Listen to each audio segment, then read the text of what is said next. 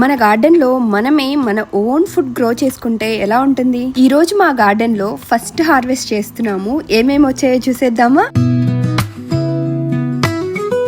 బీరకాయ కోసేసాము, ఇంకొకటి కూడా ఉంది, అది కూడా కోసేస్తా. బీరకాయ ఉంది ఇక్కడ, ఇది కూడా లేతదే. 2 వచ్చాయి.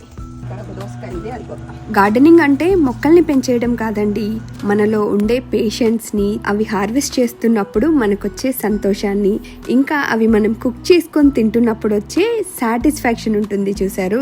ఆ హ్యాపీనెస్ ని మాటల్లో చెప్పలేమండి. ఈ మునగాకు బాగా పండుతుంది. ఈ ఇయర్ మా గార్డెన్ లో మేము తినే వెజ్జీసే కాకుండా మేము తినని వెజ్జీస్ కూడా వేసాం. ఎందుకో తెలుసా? ఫ్రెండ్స్ అందరికి షేర్ చేయడానికి. ఒకవేళ ఎక్కువ వచ్చింది అనుకోండి మునగాకు, మనం ఇది కొంచెం డ్రై చేసుకొని జిప్ లాక్లో పెట్టుకొని స్టోర్ కూడా చేసుకోవచ్చు. యాక్చువల్గా స్టోర్ చేసేంత రాదు అమెరికాలో మునగాకు, ఏ రోజుకి ఆ రోజు వస్తే చాలు. ఈరోజు హార్వెస్ట్ ఒక 2 బీరకాయలు, ఒక 3 దోసకాయలు, చాలా మునగాకు. అనుకోకుండా ఇది మా గార్డెన్ కొంచెం కిందకు వచ్చాము. సో ఒక మంచి క్యాప్సికమ్ కూడా రెడీ టు హార్వెస్ట్ సైజ్కి పెరిగిపోయింది. చక్కగా ఫ్రైడ్ రైస్కి వస్తుంది ఇది ఒకరోజు.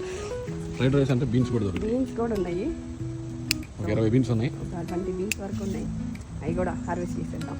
ఇక్కడ కొన్ని హ్యాలపీనోస్ కూడా వచ్చినాయి. ఇన్ని వచ్చాయి. జస్ట్ కూర కోసం బీరకాయలు కట్ చేద్దామని వచ్చా. బుట్ట ఫుల్ అయిపోయింది ఈరోజు హార్వెస్ట్కి. బనానా లీఫ్ కూడా ఒకటి కట్ చేసుకెళ్దాం, బ్రేక్ఫాస్ట్ చేయొచ్చు.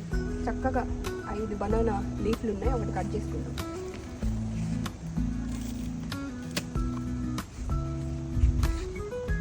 అరిటాకు తీసుకురావడం, అరిటాకులో మినపట్టు వేసుకొని తినడం కూడా అయిపోతుంది వెంటనే. నెయ్యి కావాలా కొంచెం? మీరే వేసుకోవాలి, నేను వేయను. ఓకే. మినపట్టు, కరివేపాకు పొడి అండ్ నెయ్యి ఎలా ఉందో టేస్ట్ చెప్పండి.